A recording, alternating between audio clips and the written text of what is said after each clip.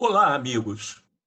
Aqui o Soberania em Debate, retornando depois de uma falha que nós tentamos corrigir e estamos retornando nossa entrevista com o professor Márcio Porchmann, nosso convidado da Unicamp, economista, cientista político. Tínhamos feito uma apresentação e estávamos nos dirigindo a ele com uma primeira questão. A questão se referia à sensação de que, depois de um grande movimento, inclusive da primeira vez que os brasileiros iam à rua, né, para protestar contra o governo Bolsonaro, nós estamos assistindo a uma certa estabilização do governo Bolsonaro, uma aproximação com o Centrão, uma certa ensaboada, uma certa limpeza do personagem Bolsonaro. Márcio, estão estabilizando o governo Bolsonaro?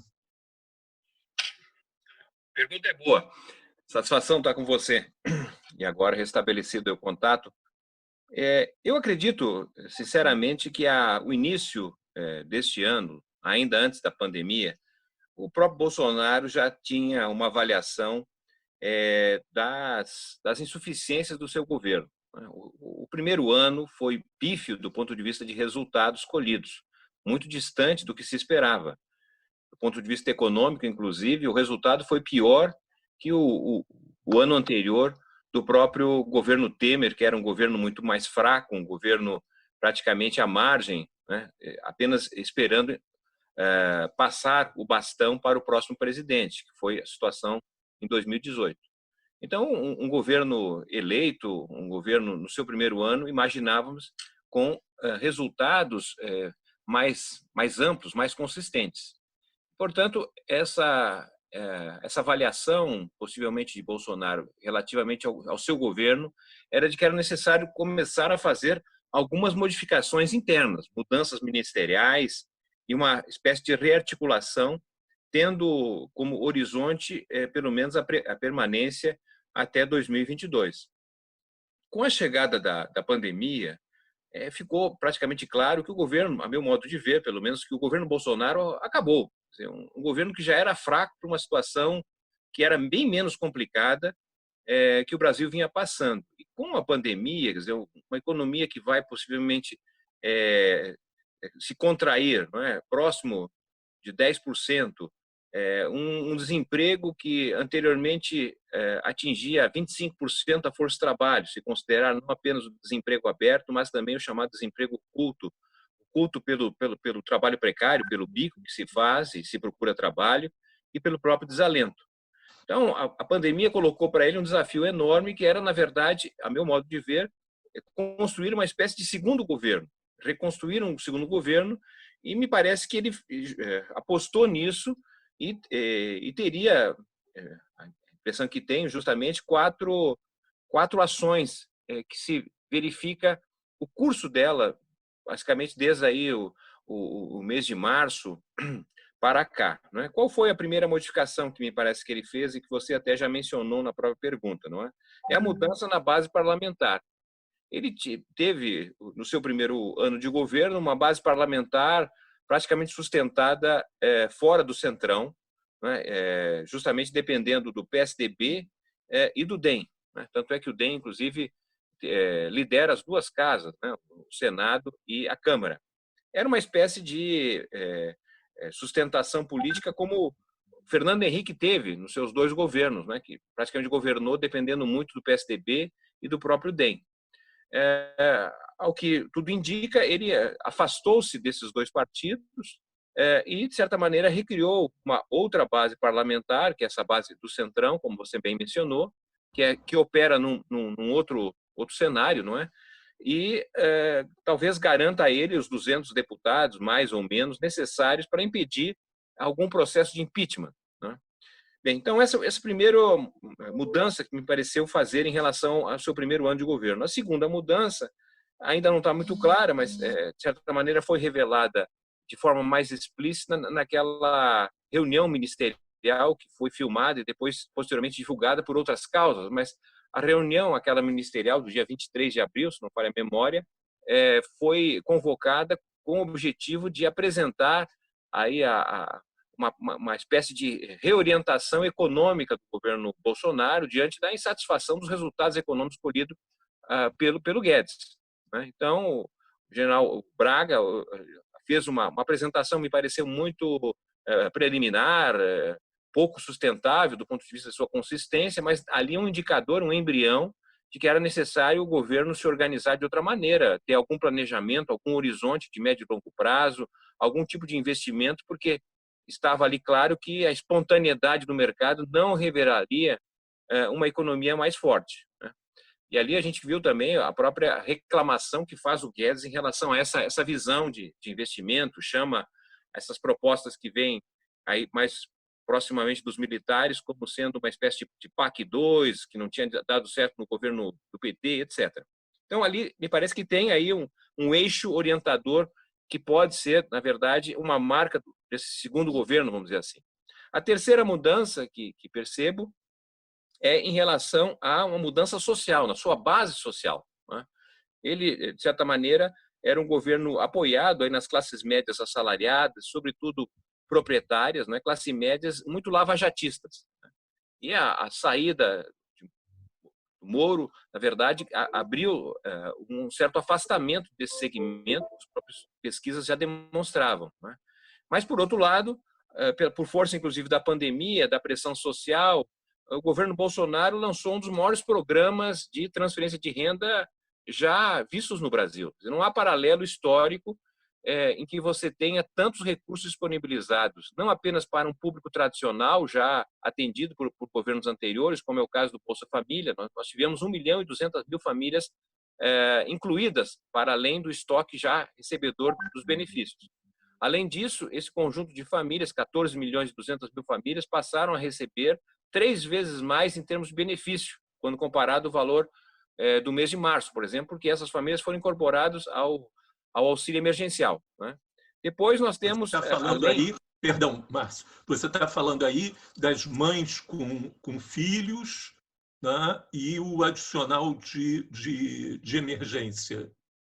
Exatamente. Se combinou, na verdade, não é? O recurso do auxílio emergencial, elas passaram a receber no mínimo R$600 e não R$200 como recebiam. Quando não, até 1.200, porque dependendo ali da combinação, né? Então, foi um salto, um ganho inegável nesse sentido. Não apenas por ter ampliado o público-alvo, mas também em termos do benefício pago.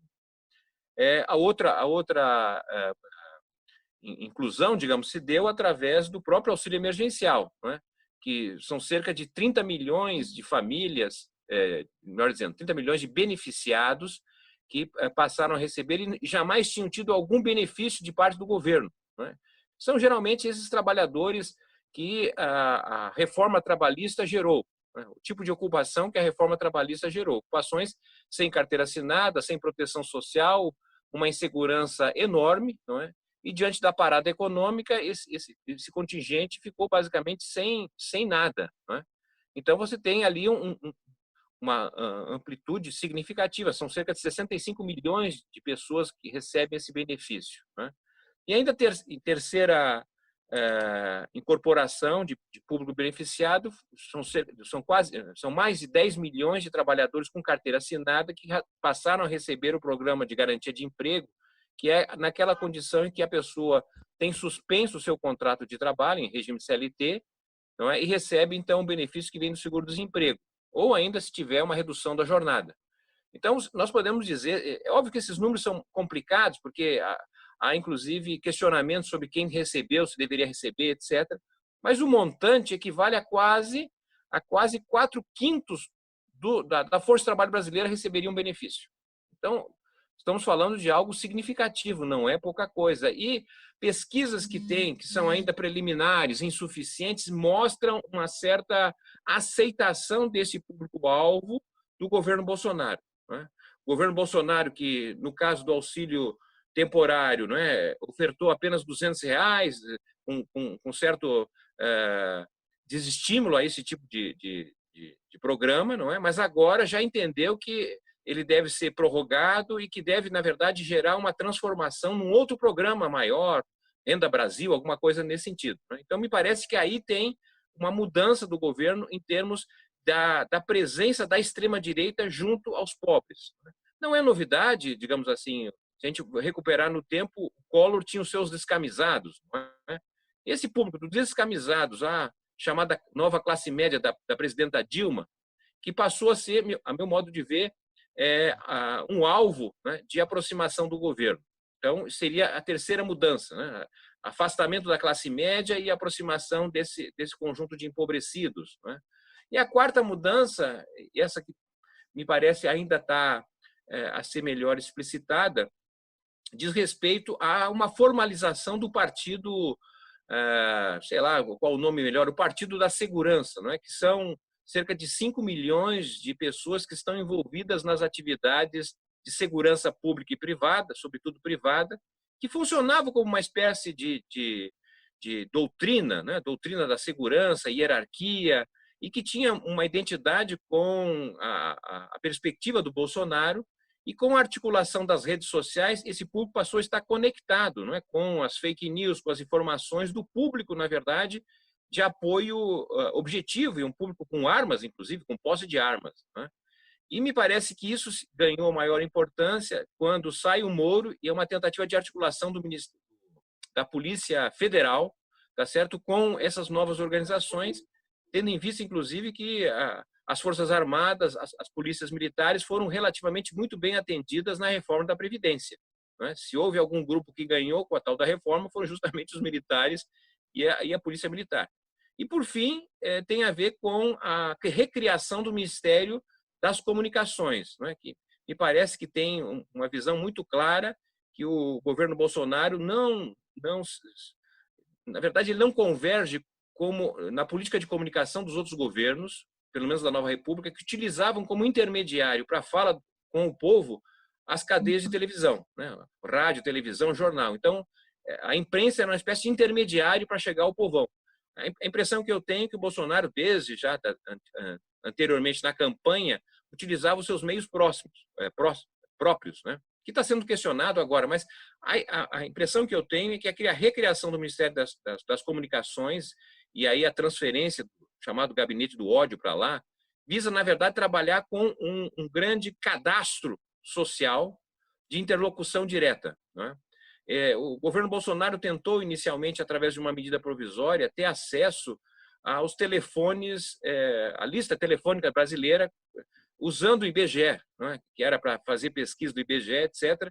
E isso foi impedido. Depois tentou o cadastro das cartas de motoristas do Brasil também, que houve ali restrições, e agora me parece que ele está utilizando o próprio cadastro dos programas sociais para montar, então, o seu próprio canal de comunicação. Né? Porque o Bolsa Família, por exemplo, o programa, ele é um programa compartilhado com as prefeituras. Então, o cadastro é a prefeitura e o governo federal. Mas agora a Caixa Econômica tem um cadastro gigantesco, pois é ela que fez. Então, me parece que aí é outro movimento, tá certo, que tenta dar a ele um certo um fôlego para um período mais longo. Só que ele, de certa maneira, partiu do pressuposto também que era necessário o fechamento de instituições, e ele teve uma política muito ousada de enfrentamento aí, tanto do parlamento, né, da imprensa, do próprio Poder Judiciário e o STF. Mas me parece que o STF, de certa maneira, se apresentou como uma espécie de uma barreira, e há um certo recolhimento do governo Bolsonaro, que não era comum, porque ele nunca, de certa maneira, retraiu, ele sempre avançou, não é? Mas me parece que essas 2 últimas semanas são semanas de certo retraimento, acolhimento, uma estabilização, eu não sei bem se dá para dizer, mas certamente me parece que ele tem um governo mais articulado que tinha anteriormente, antes da pandemia.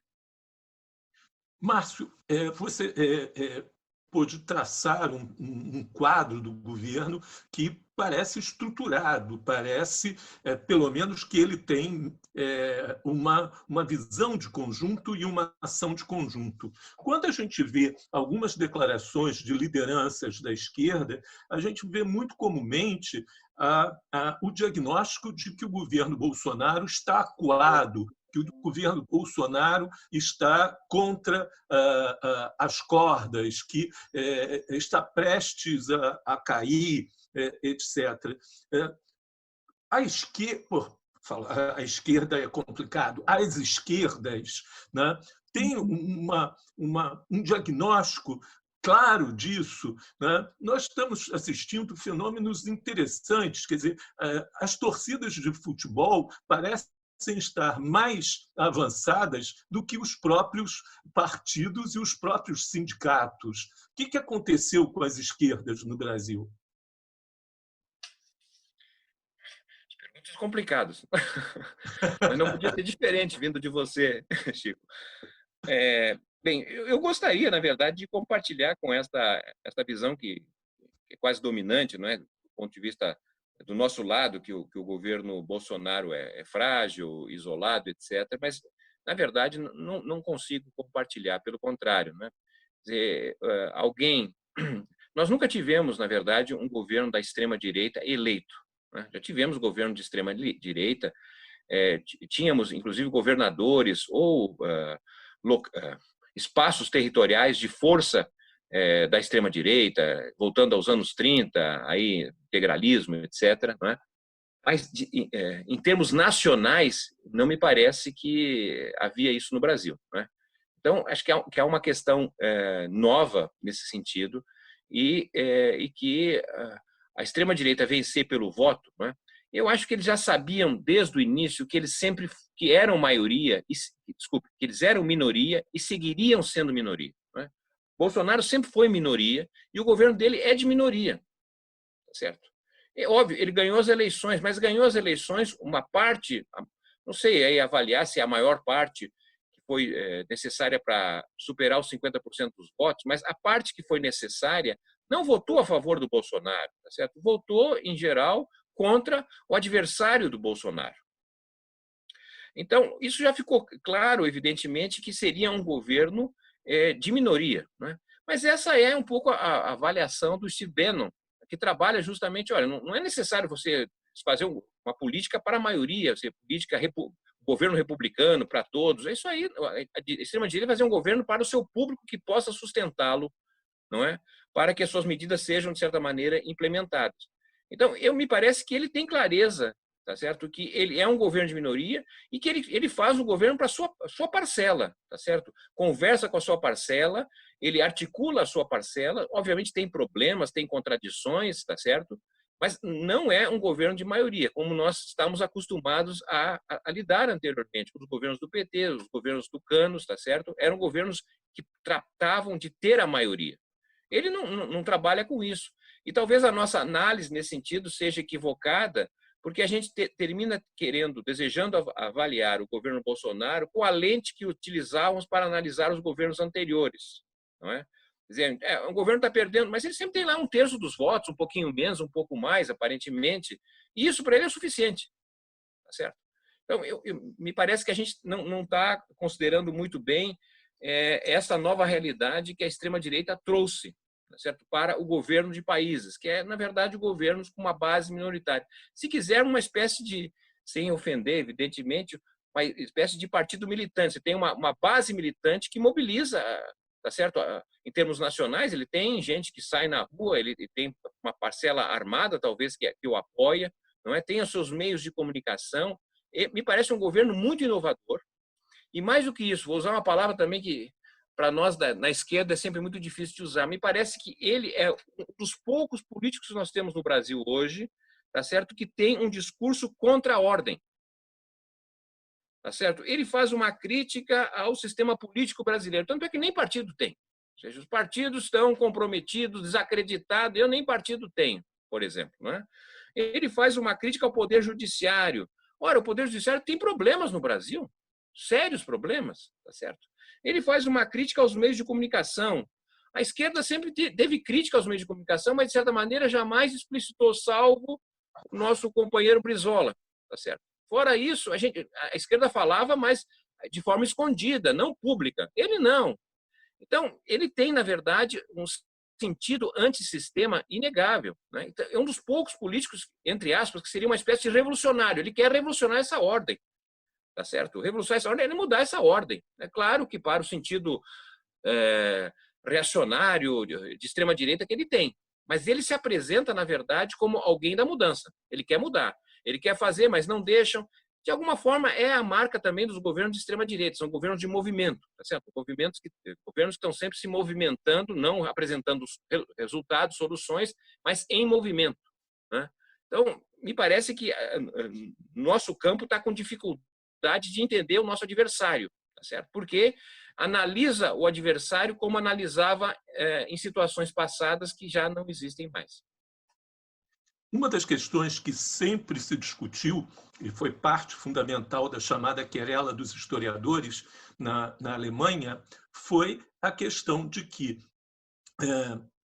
um regime que é revolucionário, mas não é de esquerda, que tem massa popular, mas não é de esquerda, é contra as instituições, mas não é de esquerda, tem carisma, né? A velha questão weberiana do carisma, né? Mas consegue se manter mesmo sendo minoritário. Ele tende a se constituir como fascismo. Nós estamos correndo o risco. Nesse momento, o governo Bolsonaro não é fascista no sentido pleno da palavra, mas corremos o risco de, tomando gosto pelo popular do governo Bolsonaro, de estarmos vendo um processo de fascistização? Olha, não podemos descartar isso, né?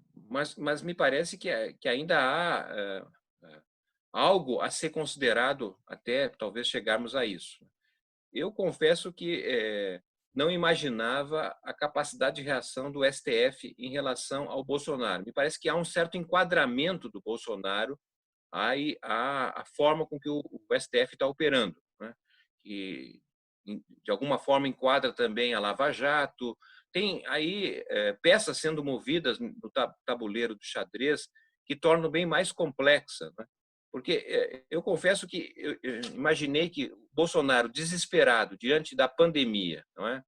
Ele tinha um discurso aí muito difícil, na verdade. Ele se posicionou e perdeu apoio também nesse sentido. Ou seja, ele foi, a meu modo de ver, para uma espécie de tudo ou nada, não é? E esse tudo ou nada, o tudo para ele, de certa maneira, era, a meu modo de ver, uma interferência nas instituições, certo? De alguma forma, uma ação diante do parlamento, que toma cada vez mais recursos do orçamento, né? O fato concreto é que, a partir da nova república, o executivo foi se encolhendo diante do legislativo, né? Quer dizer, a aprovação pela Constituição de 88 do poder dos parlamentares, não apenas de aprovar ou desaprovar o orçamento, mas também ser parte gestora do orçamento, não é?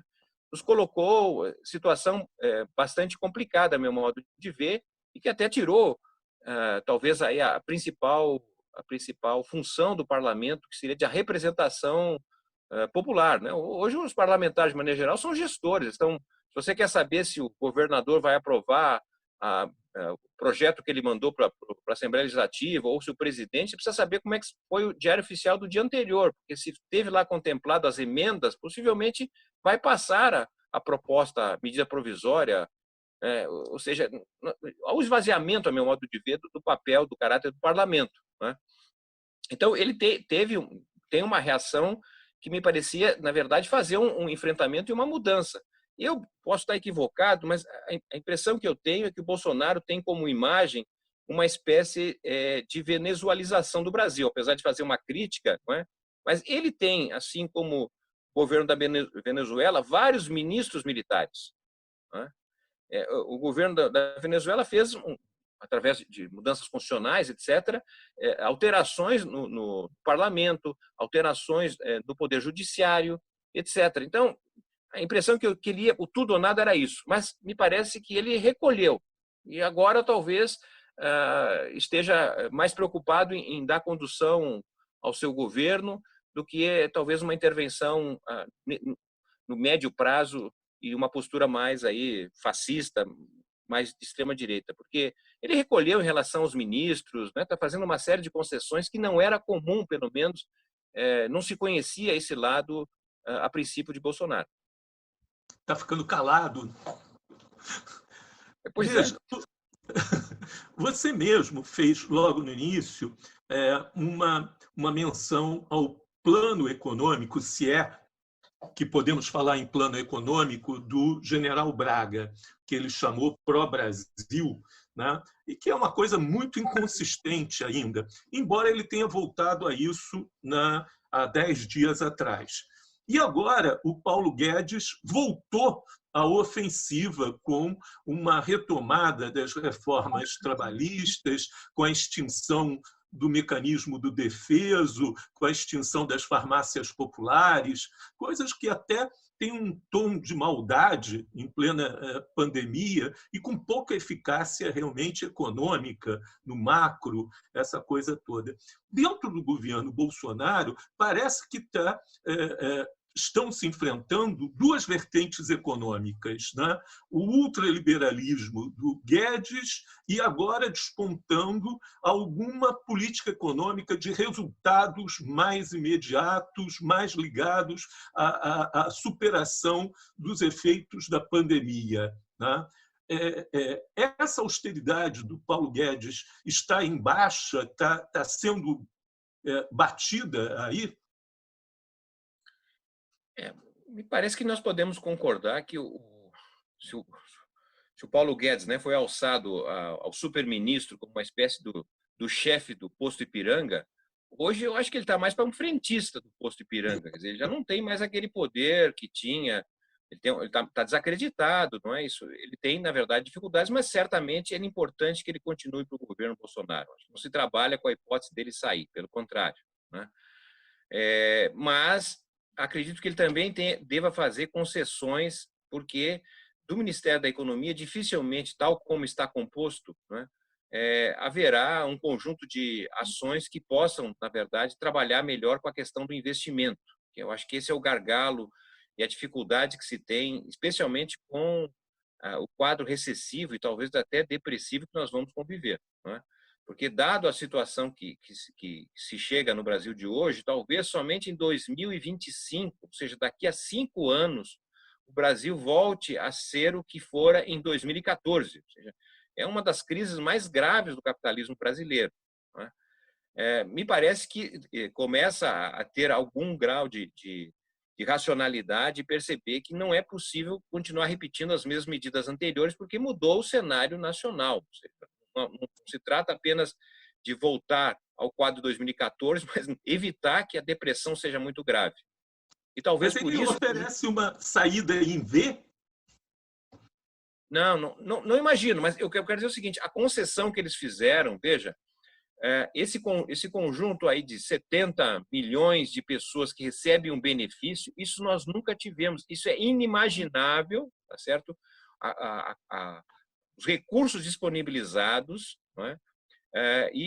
Obviamente, isso impactou o problema fiscal. O Estado vai ter um déficit muito maior, não é, do que anteriormente planejado, ou seja, talvez um déficit de 10% do PIB. Eu não imaginaria que dado a trajetória do Guedes e o seu próprio discurso, que ele, ministro da Economia, teria um déficit público de 10% do PIB, por exemplo, não é? Então, me parece que eu acredito que ele, de certa maneira, se adapta e é perfeitamente factível do ponto de vista neoliberal, não é, que se mantenha uma espécie de renda aí, um programa novo, evidentemente, para descaracterizar os programas antigos, um programa de forte transferência de recursos, que seria um pouco na linha do pessoal de Chicago mesmo, não é, de você ter o imposto de renda negativo, como era essa proposta, mas, ao mesmo tempo, a contração do gasto público em relação à saúde, educação, tá certo? Então, você reduz os gastos com aquilo que seriam serviços públicos, né, partindo do pressuposto que cada cidadão é racional e tem condições de decidir melhor o recurso, e não o Estado. Então, o Estado lhe contribui com uma complementação e você decide se vai botar seu filho na escola municipal, na escola pública, na escola privada, você que tem esse poder de decisão e não mais o Estado. Me parece que isso é compatível no manejo do Ministério da Economia, com esse pessoal que está lá. Né? Agora, isso, de certa maneira, vai mais no âmbito da negociação, digamos assim, com a base de apoio político que ele precisa, com as condições emergenciais do Brasil em relação à pandemia, mas não responde a uma saída da crise. Quer dizer, é isso que se perguntou, é um V, quer dizer, houve uma queda e vai rapidamente subir? Não imagino. Isso precisaria, na verdade, um projeto grandioso, não? Uma espécie da construção de uma economia pós-pandemia. E isso, obviamente, dificilmente vai ser feito com esse Estado, do jeito que está o Estado brasileiro, sem capacidade de planejar, sem capacidade de articular. Ora, nós estamos numa situação excepcional, como vários, até o próprio governo falou, uma situação excepcional. Na excepcionalidade, o governo Bolsonaro poderia, por exemplo, ter chamado o setor industrial e convocado a produzir insumos para a saúde, a indústria têxtil, que ainda é a quarta maior indústria têxtil do mundo, poderia ter confeccionado máscaras, luvas, etc. Não é? Podia ter convocado o setor alcooleiro, né, para produzir álcool gel de forma até gratuita, se quisesse. Mas essa parte automobilístico para ventiladores. Exatamente. Ou seja, essa parte de articulação, de planejamento, na verdade, a meu modo de ver, uma demonstração que as políticas que estão sendo adotadas não são keynesianas. Porque, infelizmente, Keynes tem sido lido pelo fato do Estado gastar, mas não é isso que o Keynes defendia. O Keynes sabia, na verdade, da certa irracionalidade capitalista e, portanto, o Estado era fundamental no planejamento, na reestruturação do Estado para uma ação de médio e longo prazo. E isso nós não estamos vendo. Ou seja, não estão sendo criadas novas instituições, não estão sendo criados, na verdade, órgãos que possam planejar o médio e longo prazo. Assim, não é isso. Né? Talvez pudesse vir algo aí da Casa Civil, não é? Mas também não senti muita firmeza na fala do ministro, que não me pareceu assim ser alguém que tivesse, na verdade, um preparo para poder conduzir isso. Obviamente, isso é uma questão de assessoria, pode ser construído, mas não me pareceu, ou pelo menos não ficou explicitado até agora.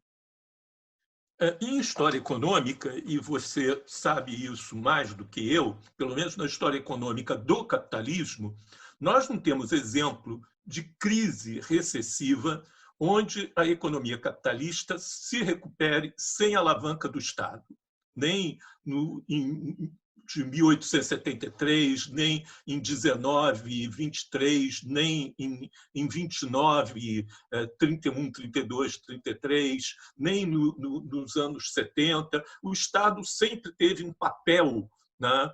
Seja como planejador, seja como indutor, seja como agente, um papel o Estado teve.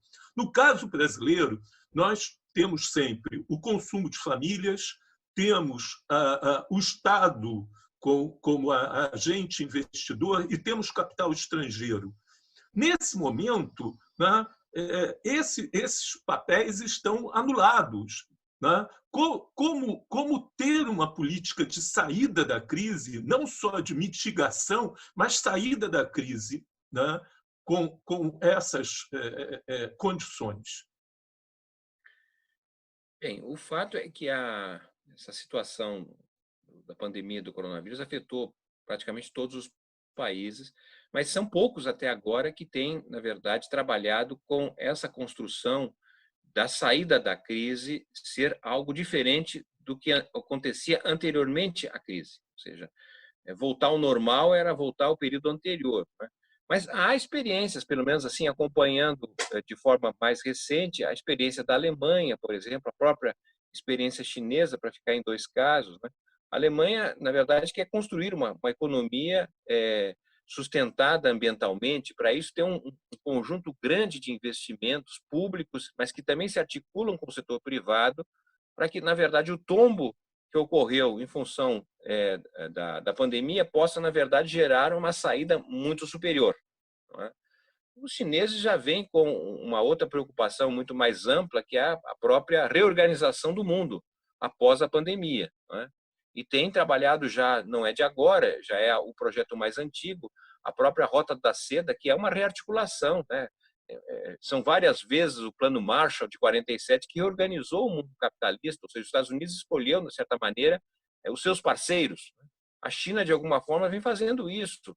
Não é algo simples, evidentemente, tem constrangimentos e contradições, mas está sendo pensado esse tipo de possibilidade, né? No caso brasileiro, obviamente, que não me parece que o problema é econômico. É meio estranho um economista dizer isso, mas me parece que a questão central é política, porque não é uma questão de ausência de técnica do que fazer. Não é? Por exemplo, eu poderia dizer tranquilamente que, para sair melhor da situação, seria fundamental, na verdade, extinguir a equação aí que foi montada com os ricos nos anos 90 e que, de certa maneira, os governos posteriores jamais conseguiram mexer nessa equação. Que equação era essa? Ou seja, uma vez constituída, uma vez estabelecida a Constituição de 88, que, de certa maneira, começou ali a estruturar o estado de bem-estar social no Brasil, ficou claro que a estruturação de um estado de bem-estar social, de um sistema único de saúde funcionando de forma decente, a universalização do acesso à educação, a assistência social ampla, etc., isso custaria recursos. Isso implicaria aumento da carga tributária, né? Então, você tem ali, na era dos Fernandos, um acordo, Fernando Collor, Fernando Cardoso, um acordo com os ricos, a meu modo de ver. O acordo foi o seguinte: olha, nós historicamente, os ricos dizendo, né, nós historicamente nunca pagamos imposto nesse país, só faltava agora a gente começar a pagar imposto. Então, vamos fazer um acordo que é o seguinte: o pouco imposto que a gente já paga, vamos dar uma aliviada, né? Então, aí, exemplificando, até o final do governo Sarney, por exemplo, a alíquota máxima do imposto de renda era de 45%. E ela foi rebaixada para 25%, hoje é 27%. Tá certo? Bem, aí em 95, no início do governo do Fernando Henrique, houve uma reforma tributária e aí se isentou lucros e dividendos. Certo? Então, o andar de cima, de certa maneira, deixou de pagar impostos, enquanto que a carga tributária subiu cerca de 11 pontos percentuais. Subiu aonde? Nos pobres, subiu na classe média, mas não nos ricos. Os ricos que deixaram de pagar mais impostos, com este recurso, eles passaram, na verdade, a financiar o Estado, especialmente o seu déficit público. Você financia no mercado primário os títulos públicos. Certo? Então, essa é a equação. Os ricos já dizem: eu não pago imposto, mas eu compro os títulos públicos. Tá certo? Se você gastar mais do que arrecada, não tem problema, você coloca os títulos públicos, desde que pague uma taxa de juros razoável, tá certo? Nós aplicamos o nosso recurso lá. Então, esta equação, meu modo de ver, precisa ser quebrada. Como assim? Bom, primeiro é o seguinte: os ricos não financiam mais o Estado, os ricos vão pagar imposto. Porque se pagar imposto, tá certo, nós vamos ter uma carga tributária que dá para atender às necessidades. Se houver necessidade de superar a carga tributária com uma despesa superior, vamos financiar isso com a emissão monetária, tá certo? E se precisar lançar título público, o Tesouro lança título público, mas quem compra é o Banco Central. Não me coloca no mercado privado mais. Bom, aí isso aí é uma declaração de guerra, porque essa massa de recurso, tá certo, que vive do rentismo, vai fazer o quê? Vai fazer o quê? Olha, vai para o investimento produtivo, esse país precisa de infraestrutura, tá certo? Então, mas essa é uma equação, tecnicamente, é fácil de explicar, mas politicamente, ou seja, você precisa de voto, porque isso é uma mudança na legislação, precisa ter... Então, essa é a minha preocupação, é como você ter uma maioria política que mexa nisso, porque essa, a meu modo de ver, é o coração do problema. Que é como o Estado hoje é financiado pelos ricos que dominam o Estado, dominam o discurso, o Estado não pode gastar mais do que arrecada, tá certo? Porque, enfim, conhecemos toda a ladainha. Você falou no início, Márcio, sobre a recuperação em termos de América Latina e América do Sul, né? Como que a gente pensa uma possibilidade de recuperação nas condições que nós estamos? A impressão que tenho, de certa maneira, é que a saída para o quadro, que é um quadro internacional, diga-se de passagem, tá certo? Um quadro internacional que não encontra lideranças internacionais também. Essa é outra questão grave, né? O que salva até agora é o papel da Organização Mundial da Saúde, mas a ONU, propriamente dita, se mostrou incapaz de articular, de certa maneira, uma política global de enfrentamento ao problema do Covid, que, de alguma forma, a OMS tem que responder, mas as consequências disso, do ponto de vista do empobrecimento da população, do fechamento de empresas, situações econômicas, isso, na verdade, nós não conseguimos ter algo de sucesso, seja do das instituições multilaterais, Banco Mundial, que estão praticamente à margem, é como se não tivesse nada acontecendo. O Banco Mundial, o Fundo Monetário Internacional fazem relatórios, tá certo? A Organização Mundial do Comércio faz relatório, mas, olha, você não precisa ter uma organização para fazer relatório, isso aí a universidade pode fazer também, não é isso? Então, é uma demonstração, na verdade, de descompasso diante do desafio que está colocado para os países e você não tem uma mediação política. Esse me parece uma questão muito importante, porque o que nós vimos, infelizmente, foi uma explicitação de egoísmo, né, de governos, na verdade, surrupiando a importação de outros países a seu bem próprio, ou seja, a solidariedade internacional, a Quase cooperação. pirataria. Exatamente. Quer dizer, valores, na verdade, de soberania foram praticamente marginalizados, né? Então, me parece que esse quadro exigirá, na verdade, saídas para além do espaço nacional, né? E, obviamente, que nós olhando aqui o nosso espaço, o Brasil poderia sim ter um papel mais importante, até de uma liderança em termos de negociação, a meu modo de ver, enquanto bloco, se ainda é possível, com a questão chinesa, com a Rota da Seda, né? Porque o que está ocorrendo é que não há uma articulação entre os países, então cada país vai fazendo ali o que pode fazer nas articulações com a China, por exemplo, né? Bem, então, mas obviamente isso implicaria, a meu modo de ver, o Brasil mudar a sua relação com os países do seu entorno, não é? Com a Argentina, com o Uruguai. Eu me lembro do tempo que nós estávamos no IPEA, por exemplo, a gente estudou um pouco a experiência de regionalização da China, não é? A China, por exemplo, ela se articulou com uma espécie da sua periferia, os seus países do entorno, ela se tornou, na verdade, um país deficitário no comércio externo com os países do seu entorno, não é? E, obviamente, ela importava ali vários produtos, componentes, e ao montar na China, ela terminava exportando para o mundo. Então, ela ganhava nessa equação, mas tinha, na verdade, uma integração produtiva, diplomática com os países do seu entorno. No caso brasileiro, o Mercosul, obviamente, foi um avanço, considerando o que eram as relações da Argentina com o Brasil anteriores, não é? Mas, de certa maneira, foi uma visão em que o Brasil se estabeleceu como um país quase sempre superavitário em relação aos demais. Eu estou lembrando disso há 10 anos atrás, quando nós estávamos preocupados em identificar. A ideia era montar escritórios do IPEA. Estávamos montando já na Argentina e no Uruguai para tentar estabelecer que tipo de produção seria conveniente esses países fazerem para atender o que o Brasil precisava, porque são estruturas produtivas de alguma forma parecida no setor da indústria de alimentos, em produtos alimentícios, etc. Então, se são países que produzem praticamente a mesma coisa e o Brasil produzia mais, o Brasil não vai comprar deles. Então, precisaria, na verdade, um outro tipo de produção que atendesse, digamos, o Brasil. O indústria de defesa, por exemplo, poderia ser complementar. Exatamente, não é? Então, na verdade, a forma com que o capitalismo brasileiro agiu sobre os outros países foi tomando empresa, foi ocupando espaço, não foi, na verdade, criar um sistema de articulação e integração do sistema de produção, não é? Obviamente, o Brasil insistir que é importante o comércio externo com a Argentina, com o Uruguai, tudo bem, mas para os uruguaios e os argentinos também é importante ter com outros países. Por que vai ter com o Brasil? Então, me parece que precisaríamos, de nossa parte, tá certo? Compreender que a América Latina forte significa, na verdade, o Brasil talvez ser um dos grandes importadores desses países e um exportador para o resto do mundo, né?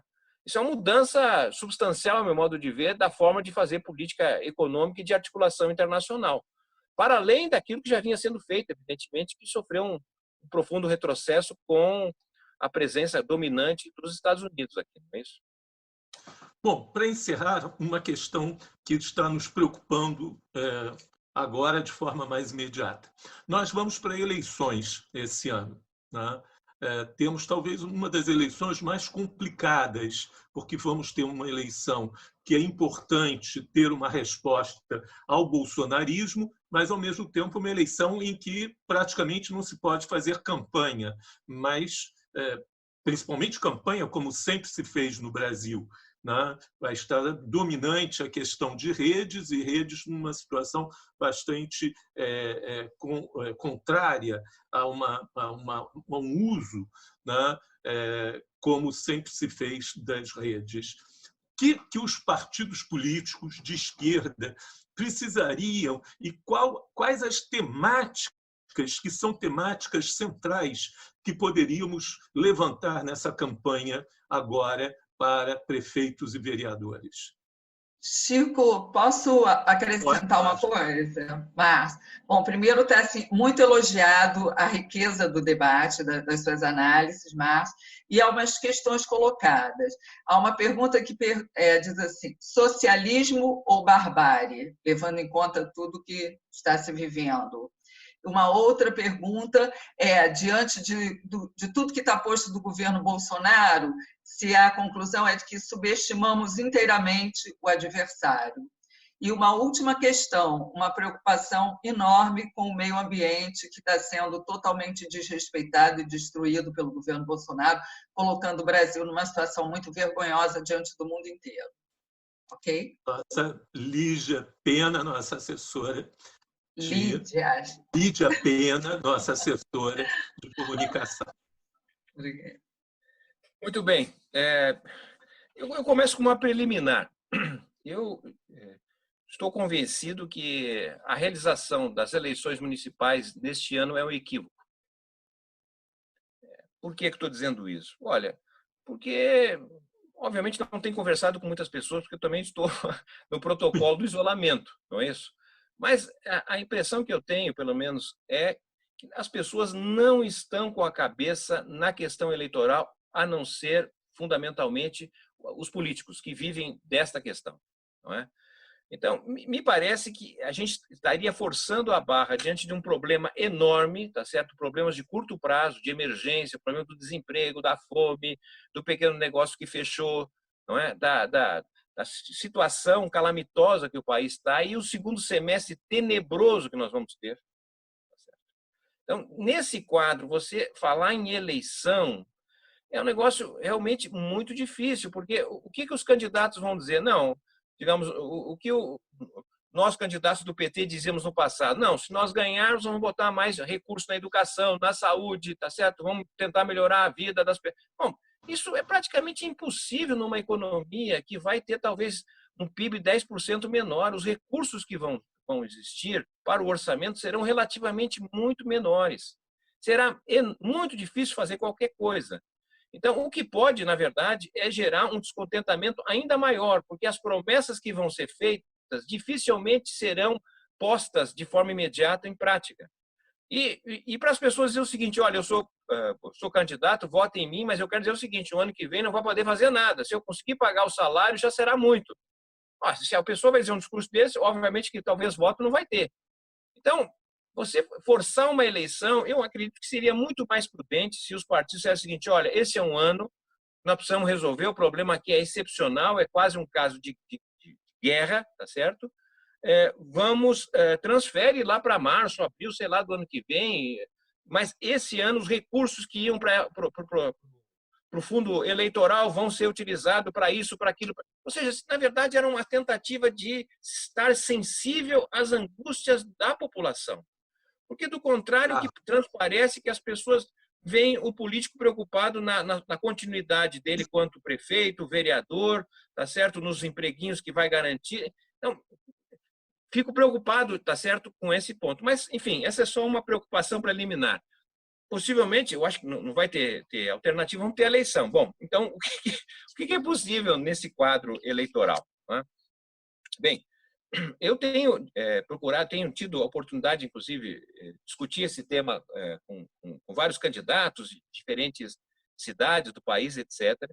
E a minha preocupação em geral é o seguinte: eu parto do pressuposto que o capitalismo já não mais oferece condições de gerar emprego para todo mundo. Certo? Nós estamos num quadro dramático. Isso não significa dizer que eu sou contra o capitalismo, estou dizendo que o capitalismo está com limites muito claros, tá certo? Podíamos falar sobre eles, mas dificilmente você vai ter emprego para todo mundo se você precisar depender do capitalismo, tá certo? Da forma de geração do emprego como se estabelece, como é determinado, né? Ainda mais se tem um governo que temos, que não vai aumentar o gasto, que não vai emitir moeda, etc. Ou seja, o que a prefeitura pode fazer? Vai tentar fazer o melhor possível com o recurso escasso que tiver, mas isso é muito pouco para organizar a fila da sopa. Tá certo? Como é que você vai organizar a sopa? Porque o problema é dramático. A fome vai voltar com um quadro de 40% da população desempregada. Bem, o que eu tenho defendido, na verdade, é um projeto pós-capitalista. Pós-capitalista é porque me parece que há limites claros do ponto de vista do capitalismo de incluir a todos, de arrumar emprego. Ele tem seus problemas, tá certo? Mas o que a prefeitura poderia fazer? Bom, a prefeitura poderia, na verdade, retornar a um princípio organizador básico da sociedade, que é o trabalho, tá certo? O trabalho, não é? No plano capitalista, o trabalho só existe, é valorizado, ou pelo menos é remunerado, tem direitos sociais quando passa pelo mercado, certo? Então, o trabalho que possivelmente a gente faz em casa, né? Lavando louça, lavando prato, isso que eu posso passar a vida toda lavando prato, 30, 40 anos lavando prato, e eu não vou ser remunerado, não vou me aposentar lavando prato.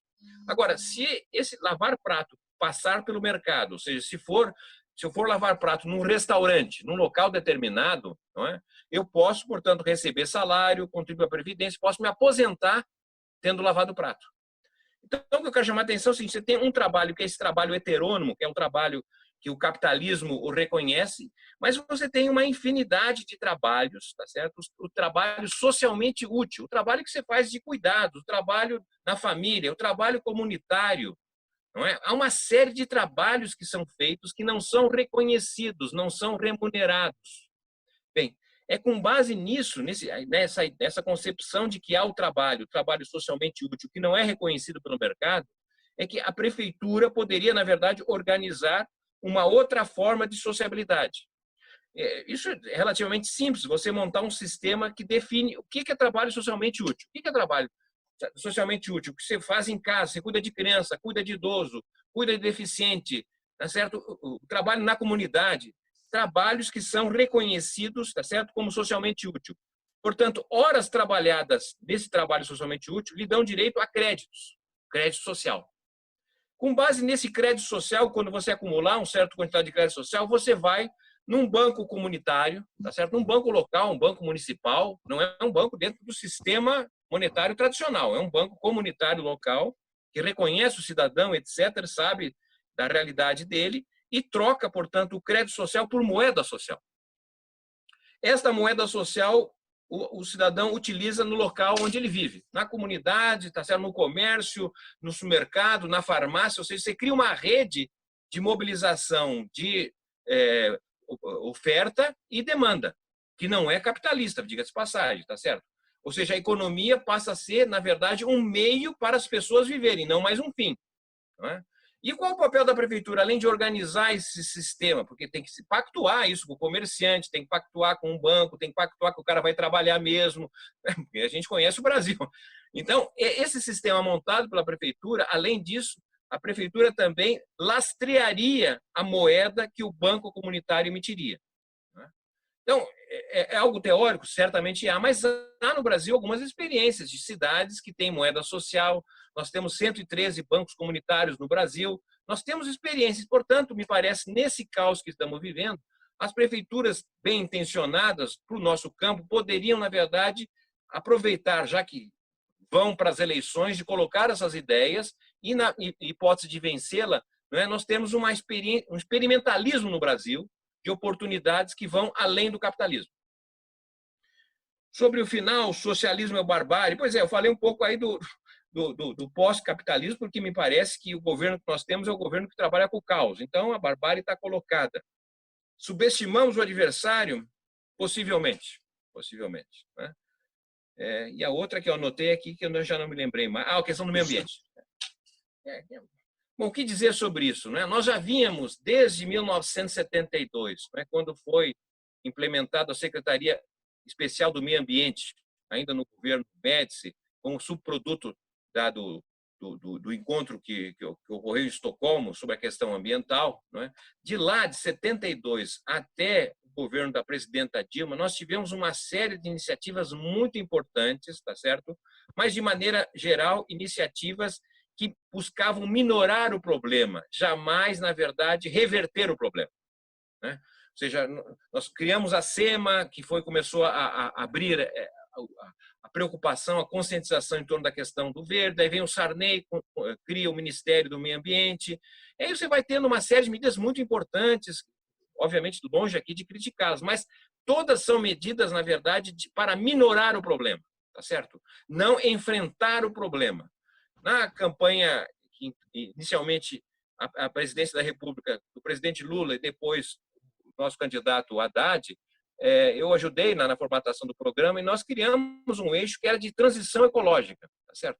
Na realidade, é o seguinte, não se trata mais de minorar o problema, nós estamos numa circunstância que tem que mudar o sistema produtivo, tem que fazer uma transição, né? E a transição significa criar um orçamento verde, tá certo? Criar uma política em que a questão ambiental ela não é do ministério de um setor, de todo mundo. O Banco Central, quando emite moeda, quando toma decisão, tem a ver com a questão ambiental também.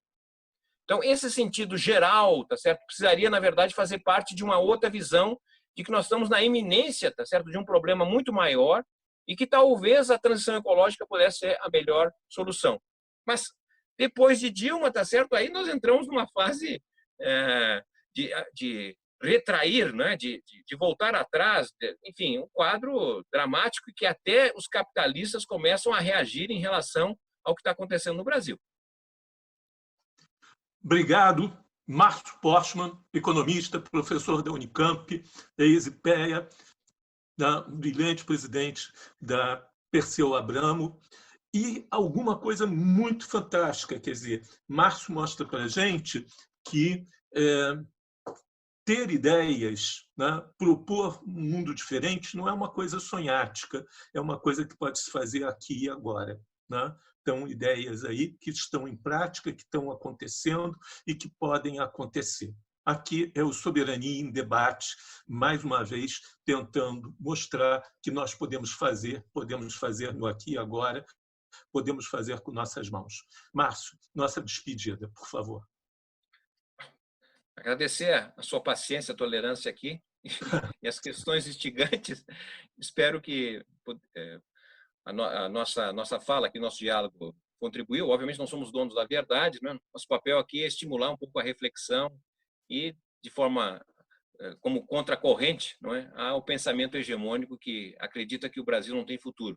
O Brasil tem futuro, sim, e nós vamos mostrar que é possível um Brasil melhor. Muito obrigado, um abraço. Obrigado, Márcio Postman. Nós somos o SENGE, Sindicato dos Engenheiros do Rio de Janeiro. Agradeço a Lídia Pena, ao Felipe Varanda, a Verônica Couto por mais uma edição do Soberania em Debate. A você que nos assistiu, a você que vai nos assistir novamente, a todos vocês, obrigado e até logo. Até a próxima semana. Tchau.